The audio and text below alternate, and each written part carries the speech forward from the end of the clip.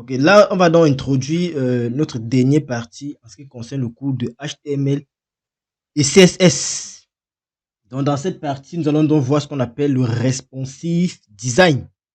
C'est une technique qui permet de faire quoi? C'est une technique qui va nous permettre donc de rendre notre site web adaptable à tous les périphériques. Alors, ce qu'il faut donc considérer, c'est quoi? À la naissance du CSS, ou alors lorsqu'on créait des sites web à la base, c'était pour, c'était destiné à un écran bien précis, les grands écrans. Et donc, lorsque l'utilisateur, ça visait par exemple de réduire son écran ou bien d'utiliser le site web sur un écran qui était plus petit, il y avait des complications. On avait des contenus qui s'entrelattaient, des contenus, enfin, les contenus n'étaient plus bien présentés comme sur l'écran principal pour lequel le site avait été créé. Donc, c'est la raison pour laquelle on a la notion ici là de responsive design est apparue. Et nous allons donc essayer de voir c'est quoi le responsive web design, comment on va donc le mettre en place dans ce cours. Et ça sera la dernière partie de notre cours en fait.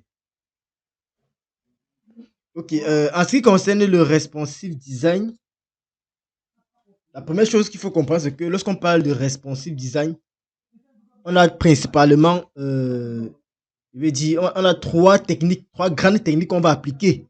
Alors, la première technique à appliquer, on peut comprendre, c'est quoi? Nous avons d'abord les médias fluides. Vous verrez très bien qu'avec les images, on pouvait réduire un peu la taille des images. Avec par exemple la propriété Max Width, on pouvait par exemple essayer de simuler un peu le responsif en modifiant la taille des images. Donc on parlait des médias fluides, surtout en ce qui concerne les images. Deuxièmement, l'une des grandes techniques qu'on utilise, c'est quoi? C'est les grilles fluides. On va pouvoir essayer de faire des grilles qui sont assez fluides, notamment cela en créant des grilles qui vont par exemple utiliser des pourcentages. Donc, c'est un peu ça, c'est avec ça qu'on essaie un peu de gérer le responsif. Et troisièmement, on avait ce qu'on appelle les media queries. Les media queries qui devaient nous permettre donc de spécifier en fait les différentes tailles des écrans. Voilà les grandes notions en ce qui concerne les grandes techniques en fait en ce qui concerne le responsive design. Alors maintenant, au niveau du responsive design, il y a ce qu'on appelle la notion de point de rupture.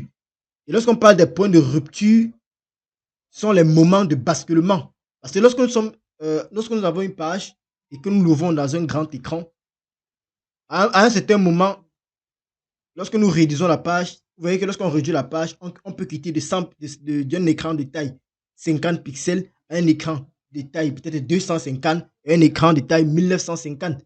C'est ça qu'on appelle donc les points de rupture de notre page. Et en général, on va compter donc trois points de rupture. On aura un point de rupture pour les téléphones, on aura un point de rupture pour les tablettes et un autre point de rupture pour les grands écrans, donc les écrans de bureau.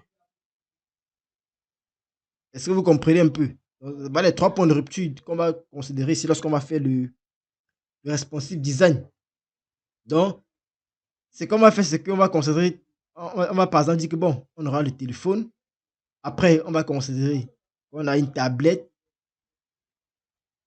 Et après, on va considérer que nous avons un site web. Voilà les trois points de rupture. On considère ceci comme le site web.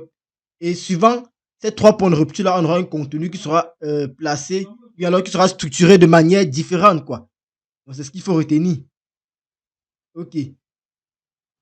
Donc, bon, si vous avez compris la notion de point de rupture, je pense que vous allez un peu, vous allez mieux comprendre ce que nous allons faire par la suite. Donc, il peut essayer même de vous présenter un peu à quoi ressemble, par exemple, un site web avec ce point de rupture. Bon, est-ce que ce serait pas plus facile dans un... Ok, bon, on va montrer cela ici. Alors, premièrement, par exemple, on peut distinguer, d'abord, lorsqu'on a un site, on a le site, on a la version bureau du site, donc grand écran. Ce grand écran, notre site peut être structuré comme ceci. Je suppose que dans un site, on peut avoir quoi? On peut avoir le header qui a peut-être la couleur, on peut prendre une couleur de remplissage de là. On va prendre le header comme étant bleu. Alors, après le header, on peut dire que nous avons un menu de navigation. Et à l'intérieur, on va colorer cela en rouge, par exemple. Après, qu'est-ce qu'on a? On aura par exemple un contenu à gauche.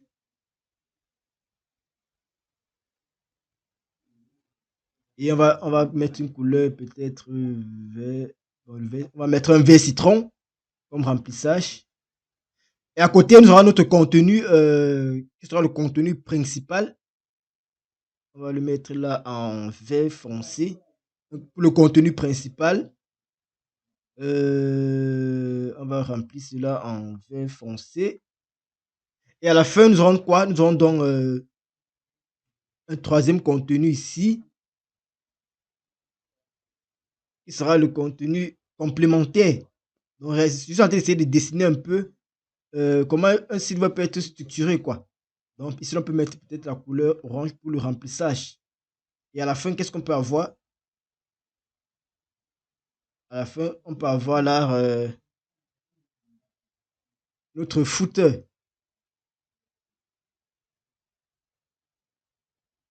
Et on peut le remplir ici, comme ceci. Donc, vous voyez donc que, voilà par exemple un site web en version grand écran. Est-ce que vous voyez très bien? Il est bien structuré, donc on peut même décider d'écrire. Donc là, on peut avoir notre header. Là, il écrit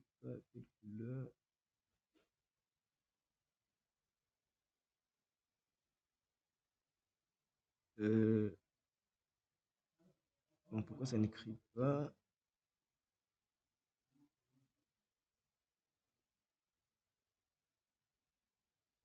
Bon, je sais pas pourquoi ça ne met pas. Bon, je voulais essayer de numéroter pour qu'on puisse bien voir la couleur.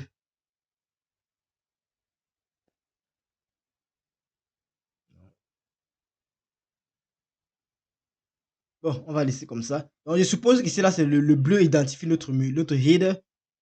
Là, nous avons un menu. Là, nous avons un contenu à gauche, un contenu principal et un contenu complémentaire et notre pied de page. Ça, c'est la version grand écran.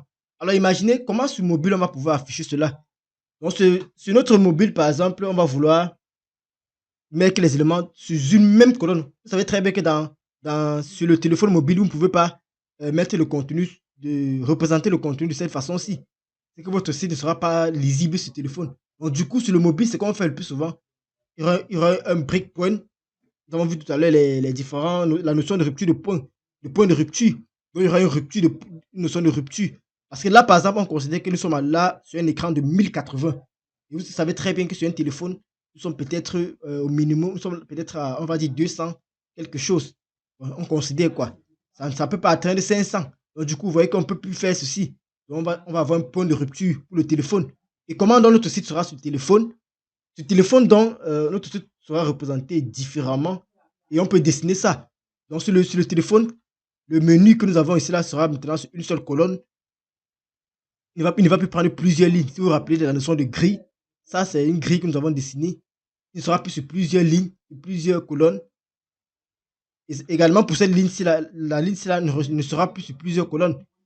Le premier contenu va prendre une seule colonne, le deuxième une seule colonne, le troisième une seule colonne. Et qu'est-ce qu'on peut donc avoir avec ça?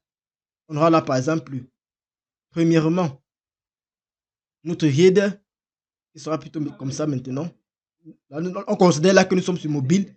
Après le header, qu'est-ce qu'on aura? On considère que le header a une couleur de remplissage bleu. Après le header, qu'est-ce qu'on aura? On aura notre menu qui était rouge. Il sera positionné ici.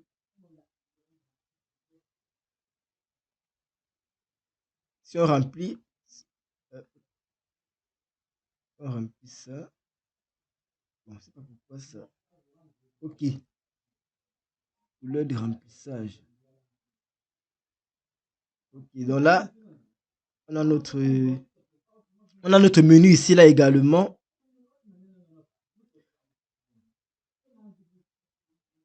Alors notre menu, on a notre menu sera rempli en rouge. Et ensuite, nous avons le contenu avec le vert. Donc, on aura là on aura le vert ici. Donc, on aura là le contenu ici avec remplissage vert. Et vous voyez très bien que les autres contenus complémentaires, on va le mettre en bas. Si vous regardez très bien, vous allez voir que j'ai supprimé un contenu. La gauche, vous voyez que exactement. Ça vous dit que Pour vous dire que lorsqu'on est sur des points de rupture, il y a des contenus que souvent on va retirer. Donc, même chose pour le dernier. Donc, ici, dans le programme, là, on rajoute un autre contenu dans le vert. On peut avoir le contenu, on peut avoir le complémentaire là. On pourra avoir notre élément complémentaire.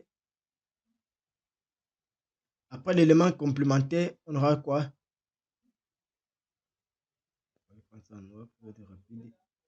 Exactement, exactement, on va clôturer avec le footer. Vous voyez déjà que sur le point, avec sur mobile, on a donc déjà retiré quelque chose. C'est ça le point de rupture en fait. Bon, lorsqu'on est sur certains écrans, vous allez voir le contenu qui s'affiche sur l'ordinateur, sur les sites souvent, ce n'est pas le même contenu que vous avez sur le mobile. Ça peut être placé plutôt dans un autre onglet, mais on réduit un peu sur le mobile pour ne pas surcharger le téléphone. Vous voyez un peu ça. Là. Regardez comme c'était sur ordinateur. Sur mobile, nous avons plutôt ceci. Et sur tablette, qu'est-ce on peut donc avoir? Sur tablette, on peut avoir un contenu qui sera différent.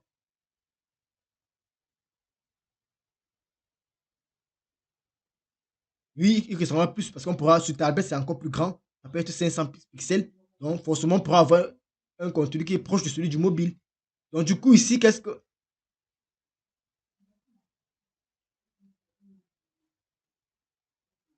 Exactement, c'est ce qu'on peut avoir. Donc, on peut avoir là notre contenu. Notre header. Après le header, nous avons quoi? Notre menu. Après le menu, qu'est-ce qu'on a? Nous avons le contenu principal. Après le contenu principal, on peut avoir le contenu complémentaire. Et après le contenu complémentaire, nous avons donc le footer. Aussi simple que ça. Vous voyez que c'est ça, c'est un peu ça qu'on peut avoir lorsqu'on fait du responsive design. On va essayer d'établir les points de rupture, que ce soit pour les smartphones, que ce soit pour les tablettes, etc. Est-ce qu'on se comprend? Ok. Donc, comment et pour pouvoir définir ça en CSS, on va appeler ça des viewports.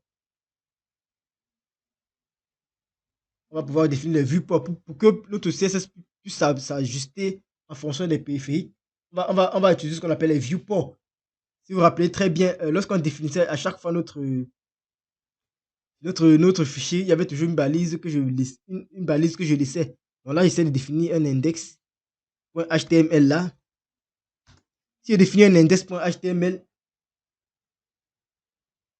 alors je fais. Vous voyez toujours que j'ai cette balise ici qui vient. Le meta name égale à viewport et qui a pour contenir quoi? Width égale à device width initial scale. Ça, c'est le viewport qu'on est en train de déclarer. Donc, on veut dire c'est là que notre site doit s'adapter à différents périphériques.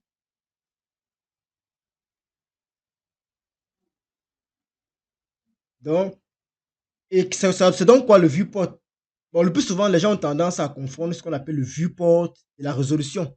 C'est deux mondes différents. Pourquoi c'est deux mondes différents? Vous dites, ok, le viewport, d'abord la résolution, c'est d'abord quoi? La résolution, lorsqu'on parle de résolution d'un écran, ça indique quoi? La taille en pixels. Exactement, ça indique la taille en pixels de l'écran. Alors que le viewport va faire quoi? Le viewport va signaler ce que voit l'appareil. Est-ce que vous comprenez un peu la nuance? Parce que notre objectif en responsive web design, c'est de définir. Bon, pas que on dit qu'il signale ce que l'appareil va voir lorsqu'on sera sur différents types d'écrans. Lorsqu'on sera sur un écran de telle dimension, de telle autre dimension. Les gens ont tendance à confondre le viewport à la résolution. Ça ne voudrait pas dire. C'est pour ça qu'on dit que le viewport ne voudrait pas dire que nous sommes sur telle dimension. Non. Lorsqu'on dit le viewport, ça ne veut pas dire que. Ça n'implique pas une dimension.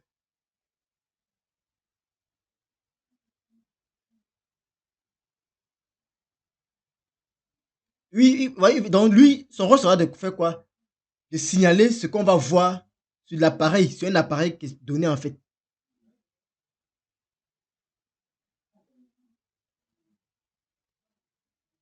Donc, si on veut faire en sorte que le responsive design puisse s'appliquer sur notre site, lorsqu'on va utiliser les balises adéquates, il faudra donc ici là compléter cette balise ici. C'est la balise qu'il faudra mettre. La meta viewport. Ce que vous me posez comme question, c'est de savoir qu'est-ce qui se passe, qu'est-ce qui va se passer donc si on omet cette balise. Je vais prendre un exemple très simple. Imaginez par exemple que nous avons ici là une page de. Je vais prendre un exemple ici là pour voir. Si on ne met pas par exemple le viewport, qu'est-ce qui va se passer? Alors, imaginez que nous avons par exemple une page qui mesure 960 pixels de large. Alors, si on n'indique pas ici le viewport, qu'est-ce qui va se passer sur mobile? Qu'est-ce qui va se passer sur tablette? Qu'est-ce qui va se passer sur grand écran? Puisqu'on n'a pas indiqué cela, ce qui va se passer, en fait, donc, en fait, ce qu'ils ont te dit, c'est quoi? Si l'on n'indique pas de viewport, le mobile va faire tenir en fait cette largeur-ci sur son écran. Et qu'est-ce qui va se passer? La page sera très petite s'il n'y a pas un overflow, bien évidemment. Et ça, on se comprend. Donc, si j'ai une largeur, si par exemple j'ai ça, c'est 900, 960. Et je n'indique pas, en fait, dans mon code, je n'indique pas ceci. Alors, ça veut dire que lorsque je serai sur mobile, il va afficher exactement ça, mais il va le réduire. Est-ce que ça voudrait dire? Il va le réduire. Il va réduire, en fait, il va pas diminuer, mais ça sera affiché de manière réduite plutôt. Donc, du coup, c'est pour ça qu'on dit que le mobile va le faire finir sur une seule largeur, sur sa largeur, en fait, sur la largeur de l'écran. La page va apparaître de manière petite. Donc, vous aurez tendance à voir que, par exemple, s'il y avait les écritures, que les écritures ont diminué, en fait. Donc, c'est ce qu'il faut retenir. Donc, lorsqu'on dit, par exemple, ici, là, lorsque nous sommes ici, là, on définit le name égal à viewport. Qu'est-ce que nous sommes en train de faire? Nous sommes en train de définir le nom de la balise méta qui est viewport. Puisque on avait dit que la balise méta a plusieurs noms. Il y a la méta HTTP et KIF égale à ceci, il y a UTF-8. Là, ici, là, nous définissons le UMETA avec pour nom ici, là, viewport, pour permettre de gérer le responsif.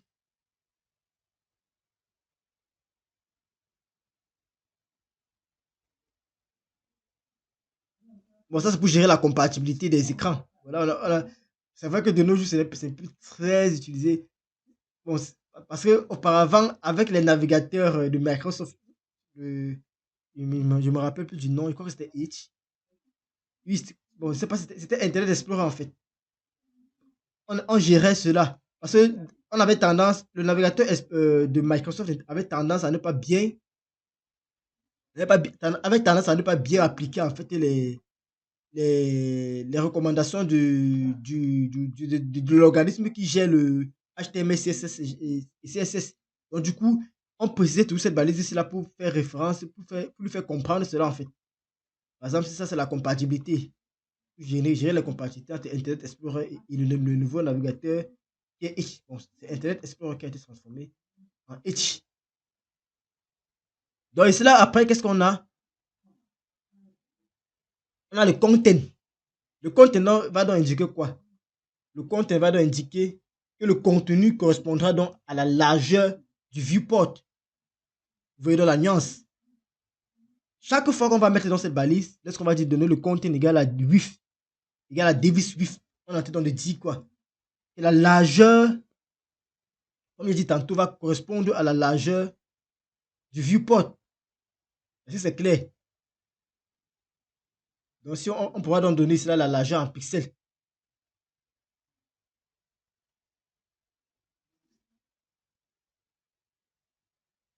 Okay. Là, on dit Davis width, donc il va prendre le Davis dans l'équipement en fait. Il prend la largeur, il considère la largeur de l'équipement. Parfois, vous allez voir, on va mettre Media Width.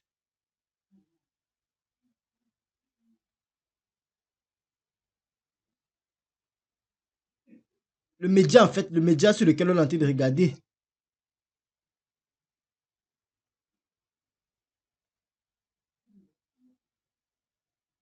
Oui, j'ai dit c'est quoi? Et ici, nous voulons que ce soit la largeur de l'appareil qui indique le viewport. On indique cela le média WIF. Or maintenant, lorsqu'on dit content égale à WIF, Davis WIF, nous sommes en train d'indiquer que le contenu correspond ici là à la largeur du viewport. Je vous ai dit tout à l'heure ce que c'était que le viewport. Ici là, nous sommes en train de dire que le contenu sera la largeur du viewport.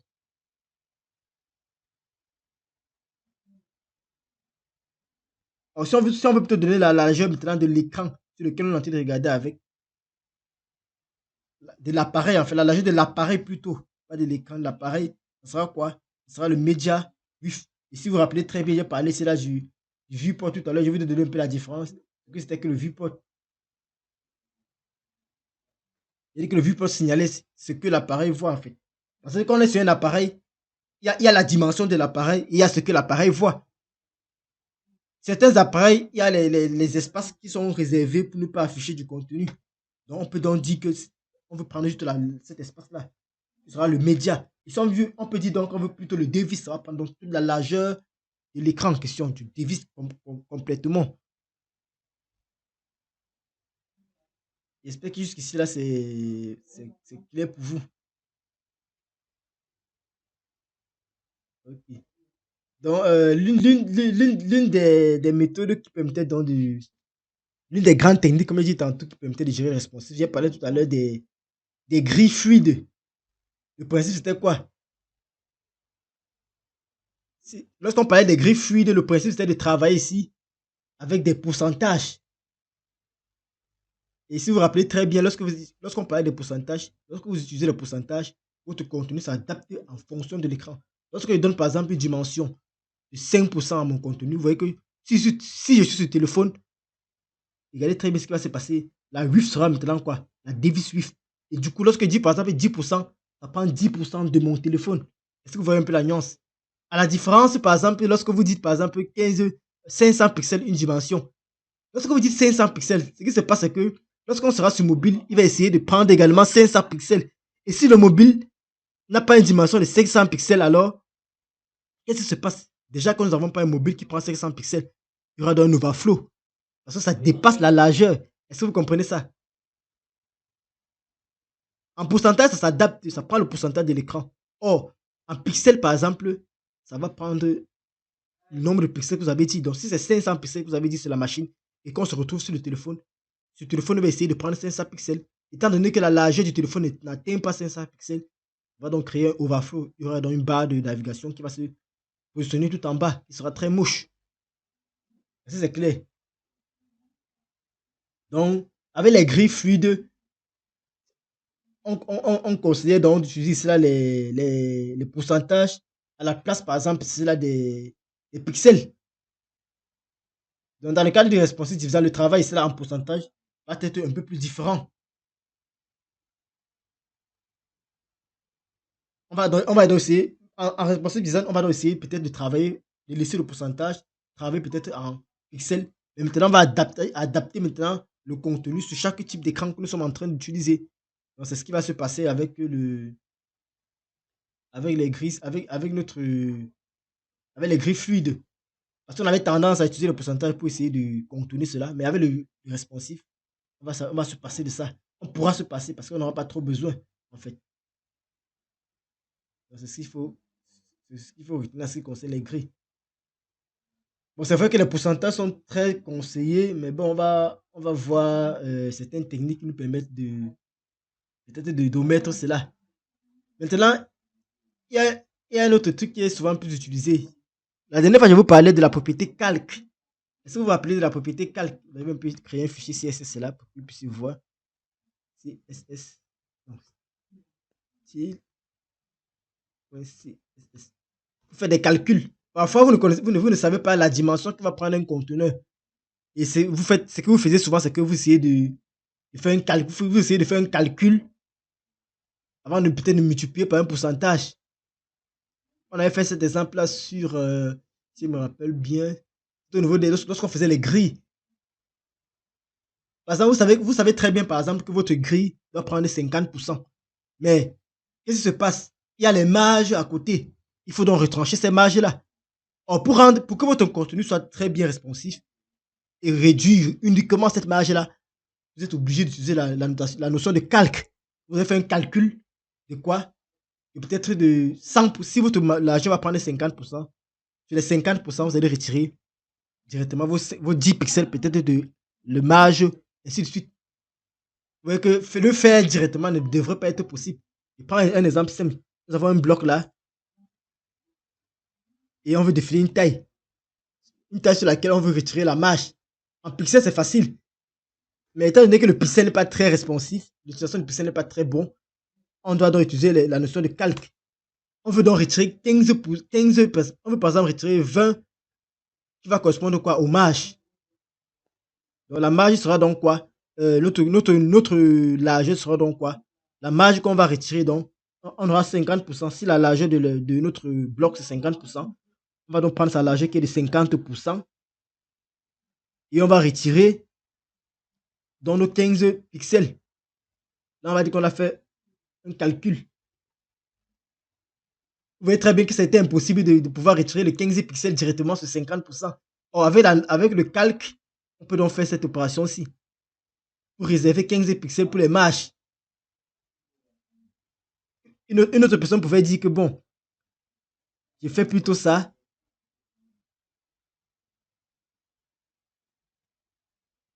J'ai défini juste ça. Peut-être à 800 pixels. Et après, je vais définir mes marges. Le problème, c'est que tu ne connais pas la taille des écrans.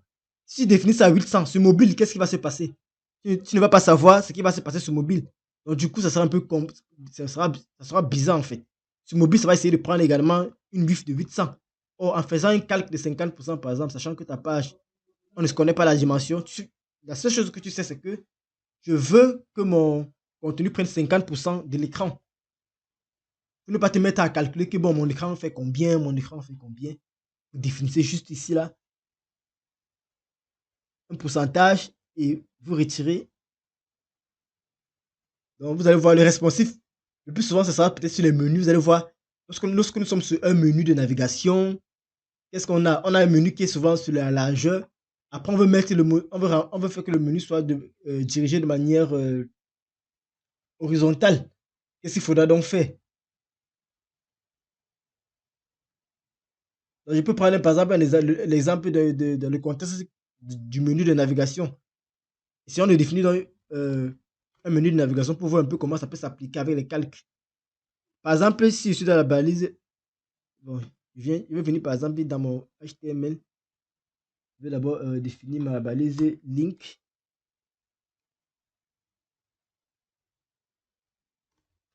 Style.css. Dans l'intérieur, qu'est-ce que j'aurai par exemple? Ma balise, ma navigation. J'aurai des LI qui seront dans des A. On va laisser ça comme ça. J'aurai un LI. Je vous montrerai un peu comment la navigation se fait le plus souvent. Donc là, par exemple, je peux donner une classe ici là. Classe pour dire que main menu principal. Alors à l'intérieur, qu'est-ce que j'ai? J'ai les LI dans lequel j'ai des A. Bon, là, on va pas nommer ça, on va juste donner des noms. On va dire par exemple menu 1 jusqu'à menu 6 par exemple. On va dupliquer ça. 1, 2, 3, 4, 5. Là, on a menu 2, on a menu 3, on a menu 4, menu 5 et menu 6. Ok, voilà dans notre menu. Ah, j'ai oublié quelque chose, je ne m'avais pas rappelé. Les éléments LI se placent dans quoi? Les UL. Donc voilà dans mon menu. Alors si nous voulons ici styler chaque élément de notre menu, qu'est-ce que nous allons utiliser? Quand il dit les éléments, ça veut dire qu'on veut styler notre navigation qui a ces éléments-ci. Exactement. En fait, si on veut styler chaque élément, forcément, il faudrait qu'on les sélectionne de manière précise. Si je veux styler par exemple le A, Il faut donc que je quitte la partie ici là de son élément parent. C'est ce qu'on sait le plus souvent. Pour styler, il faut qu'on quitte la partie du parent. C'est ce que vous avez toujours dit. Lorsque vous voulez styler, c'est bien de sélectionner un élément de manière précise afin de le styler. Mais maintenant, ce qui se passe, c'est quoi? Notre main menu, par exemple, dans ce contexte-ci, peut avoir une certaine largeur. Donc, on peut donc considérer, par exemple, dans notre contexte, quoi? Que la balise, par exemple, NAVC a une certaine largeur, qui est, par exemple, de 1020 pixels. Je considère juste que on nous avons ici là 1020 pixels. Bon, on peut dire 1020 ou bien 1024. Bon, c'est juste une mesure. On considère que c'est 1024 de large. Et maintenant que ça a un padding. Un padding de combien? De 20 pixels. Je considère juste. Voilà, voilà notre dimension du NAF. Alors, ce qu'il faut donc faire, si on veut peut-être avoir la dimension, qu'est-ce qu'il faut donc faire? Pour connaître la largeur de chaque item ici. Il y a ceci, voilà notre NAF, qui a une dimension de 1020 et un padding de 20 pixels. Quelle sera la dimension de chacun de mes items, des éléments de mes UL? Oui, mais maintenant, si on divise, parce que si on sait que ça prend toute la largeur, il faudra donc diviser pour voir ici là la dimension. En fait, c'est pour vous expliquer quoi? C'est que lorsque vous définissez, par exemple, lorsque vous êtes en face d'un problème comme ça, vous savez que votre écran est de 120, vous devez avoir une marge de 20 pixels et que vous devez définir un contenu. La meilleure solution sera de faire un calcul pour pouvoir définir la taille de chaque bloc. Parce que parfois, vous allez avoir des menus qui ont une certaine dimension. Et vous vous posez la question, mais comment est-ce que je vais pouvoir calculer la taille de mes blocs? Est-ce qu'on se comprend la taille? Parfois, on a les menus qui ont des bordures, en fait. Vous vous rappelez des derniers exercices que vous avez montrés? Il y avait des bordures en trait interrompu. Maintenant, la question, c'est que comment je fais pour calculer ces dimensions-ci? Afin de pouvoir gérer mes 1024 de large, afin que ça puisse également s'adapter sur les téléphones sans qu'il y ait un problème. Il faudra donc utiliser les pourcentages. Et pour utiliser les pourcentages, qu'est-ce qu'il faudra faire? Il faudra d'abord définir, par exemple, une taille que vous voulez pour vos éléments. Et après, faire quoi? Les diviser par rapport à la taille de la taille ici. Afin de réserver, par exemple, là, les marges. Donc ça, c'est l'exemple d'un avec, par exemple, un menu de navigation. Bon, là, maintenant, ce qu'on va essayer de faire, c'est qu'on va essayer de voir comment est-ce que on peut subdiviser un menu à partir de, quoi? À partir de ces éléments. Pour pouvoir définir, par exemple, des cadres. Bon, je ne sais pas si ça serait très intéressant. Parce que l'objectif, c'est de faire quoi? C'est de vous montrer ça et on va atterrir après là sur quelles sont les propriétés qu'on pourra utiliser pour faire le responsive design. C'est là ce que je suis en train de vous montrer, c'est la propriété calque, l'utilisation de la propriété calque pour pouvoir faire des calculs. Parce que là, je vous parlais des grilles. Bon, c'est vrai que nous avons fait des grilles, nous avons fait les grilles, je vous ai montré comment on définissait des grilles, comment on définissait des cols 1, des cols 2, et ainsi de suite. Bon, là, c'était juste un exemple que je voulais vous montrer, mais bon, je pense que ce que nous avons déjà fait, ça ne sera pas très intéressant. Donc, on pourra juste passer et, aux propriétés, par exemple, qui permettent de faire de responsive design. Si vous vous rappelez très bien, au départ, je vous ai parlé de trois grandes techniques. Enfin, les médias fluides et les grilles fluides, c'est ce dont je suis en train de vous expliquer en fait. Je suis en train de vous expliquer les grilles fluides. Comment on peut définir des grilles fluides avec les pourcentages et les calques. C'est ce que j'essayais de vous expliquer avec peut-être ça. Pour définir par exemple la taille de mes éléments. Je les cible et je donne une taille. Et pour donner la taille en fait, je gère la taille en fonction des pourcentages et des pixels qui vont des marges en utilisant ici là la propriété la valeur calque qui est définie en CSS. Donc, avec ça, là, ça va nous permettre de définir des grilles fluides qui vont s'adapter facilement en fonction des écrans. Mais ça sera pas toujours propre, en fait. Raison pour laquelle on a la dernière qui est quoi? Les Media Query. Donc, les grilles fluides vous permettent donc d'essayer un peu de rendre votre site web responsif. Également avec les médias fluides. Lorsqu'on parle de médias fluides, on fait référence également là aux images. J'ai pris l'exemple tout à l'heure. On sait que sur les images, on peut donner les tailles fixes à des images. Une image, on peut définir sa taille maximum, sa taille maximale, et on peut donner sa taille minimum, minimale, autant pour moi. Ça, c'est les deux méthodes qu'on peut utiliser. Et maintenant, la méthode qu'on utilise couramment maintenant à la place des grilles fluides et des médias fluides, c'est ce qu'on appelle les médias query. Si je veux résumer, si je veux résumer les grilles fluides, c'est quoi? L'objectif, lorsqu'on parle de grilles fluides, c'est de pouvoir construire une page dont les dimensions sont calculées avec la propriété calque que j'ai dit tantôt ici. Que ce soit les marges, que ce soit les dimensions, en fait, tout ce qui concerne les dimensions, en fait, la marge, la hauteur, la largeur, tout sera calculé avec la propriété calque. Alors, lorsque tu utilises calque, je vous ai dit quoi? Lorsqu'on utilise un calque, ça permet de faire des calculs avec des unités différentes. Par exemple, je vais retirer, par exemple, à 100% la valeur de 15 pixels qui va correspondre peut-être aux marges que je vais ajouter à ma colonne. Je veux prendre encore un exemple simple pour vous montrer ce qu'on appelle la notion des grilles. Alors, considérez par exemple que dans ma page, j'ai des colonnes.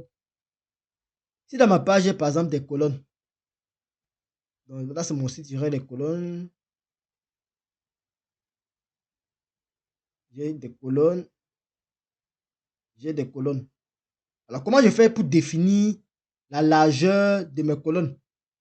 Si vous vous rappelez très bien, lorsque je faisais par exemple, lorsqu'on faisait le cours sur les systèmes de grilles, on avait défini les colonnes avec quoi? Avec des pixels. C'était un inconvénient, on ne pouvait pas définir la taille en pixels. Pourquoi? Parce que lorsque vous définissez ça en pixels, imaginez qu'on est sur le téléphone, imaginez qu'on est sur la tablette. Vous voyez qu'il y aura un dépassement. Or maintenant, si on veut utiliser maintenant la notion de grille, la notion de grille fluide, qu'est-ce qu'il faudra faire? Il faudra donc définir ces colonnes-ci avec des pourcentages. Même nous avons fait des goutteurs, vous vous rappelez très bien, l'espace entre les colonnes. Tout cela, en fait, va se définir en utilisant des calques. Dans l'un des exemples, on avait presque utilisé le calque, mais on n'avait pas utilisé partout. Donc là, par exemple, si je veux définir la largeur de ce contenu-ci, j'utilise un calque. Ça peut être 100%. Divisé par quoi? Divisé par le nombre de colonnes que j'ai, en fait. Et je peux peut-être diminuer peut-être les goûteurs. Si on avait un goûteur, par exemple, ça va permettre de définir la largeur, par exemple, de mon élément. Si c'est col 5, comment est-ce qu'il fait pour définir, par exemple, un col peut-être qui est je considère que ça, c'est un col de 5. Je peux prendre d'abord la taille complète de mon écran, par exemple, qui est de 100%. Je vais donc dire 100% divisé par la taille, le nombre de colonnes que j'ai. Si j'ai 14 colonnes, divisé par 14, je multiplie quoi? Par 5, parce qu'ils sont en train de dire que ma colonne va prendre 5. Je ne sais pas si vous comprenez un peu la nuance.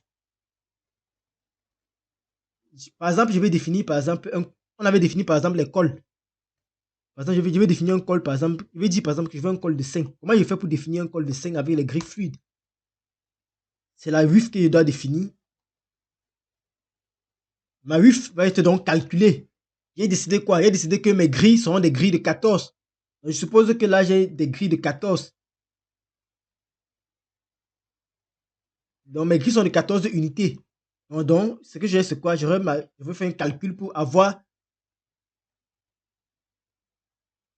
la largeur de ma width, de ma colonne, qui est de taille 5. Qu'est-ce que je dois y faire donc?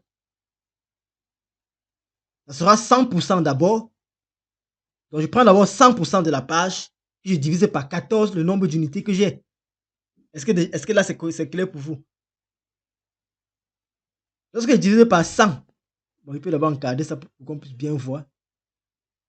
Lorsque je divise par 14, c'est pour avoir quoi? C'est pour avoir mon nombre de colonnes. Est-ce que c'est clair? Il y a mon nombre de colonnes. Il y a la taille d'une seule colonne que j'ai ici. Et si je veux 5, qu'est-ce que je fais? Je multiplie donc par 5. Je veux que ma colonne prenne 5 unités. C'est ce que je suis en train d'expliquer. Cela dit par exemple, c'est là que je considère que j'ai...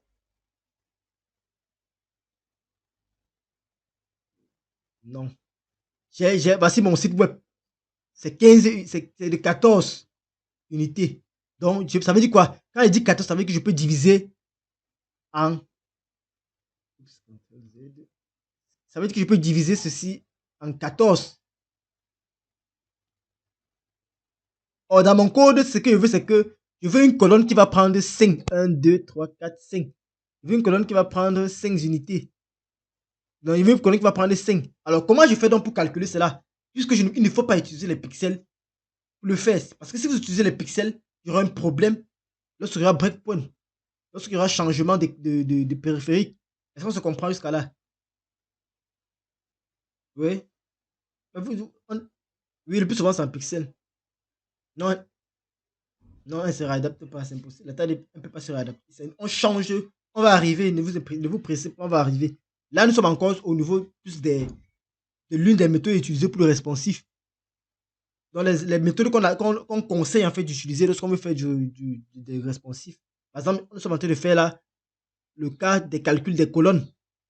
On avait dit quoi? On avait dit qu'il devait avoir par exemple des espacements, des gouteurs. Si vous vous rappelez des gouteurs qu'on avait définis, des espaces, des margin right, des margin left. Donc par exemple, dans mon exemple ici, il va avoir par exemple des espaces entre les colonnes. Vous voyez qu'il y aura des espaces entre les colonnes, des espaces entre les colonnes. Ça sera quoi donc? Ça sera des gouteurs, non? C'est ce qu'on avait dit. Alors comment je fais pour que ma colonne puisse prendre en compte cela? Il faudra donc pour définir cela, retirer directement cela. Si mes gouteurs doivent prendre 2% à gauche et à droite, dans la définition de la largeur de ma colonne, je vais directement donc retirer les 2% qui seront utilisés. Qui seront utilisés. C'est clair. Est-ce que c'est clair pour ceci? Donc c'est ça que je voulais vous montrer en ce qui concerne les grilles.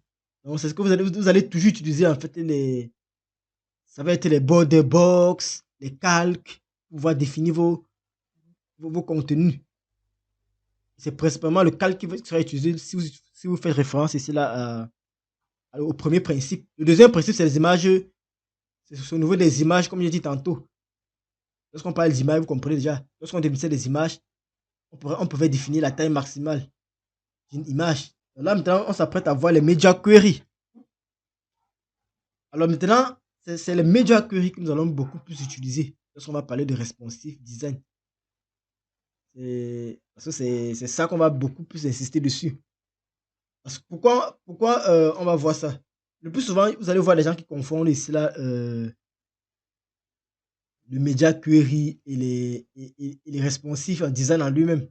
Alors, lorsqu'on parle de media query, les media query, en fait, on va évoquer une nouvelle règle en CSS. L'objectif sera de faire quoi? L'objectif sera de cibler des écrans. Ou alors cibler des dimensions précises afin de les appliquer un style en fait.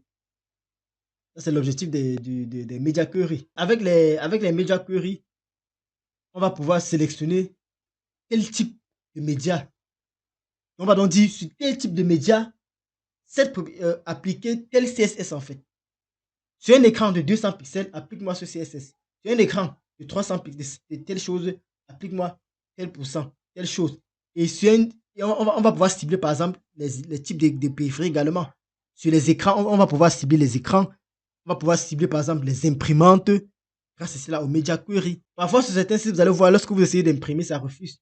Parce qu'on a défini cela. Ce sont des règles qu'on va définir pour cibler les périphériques, les différentes tailles d'écran afin d'appliquer un style.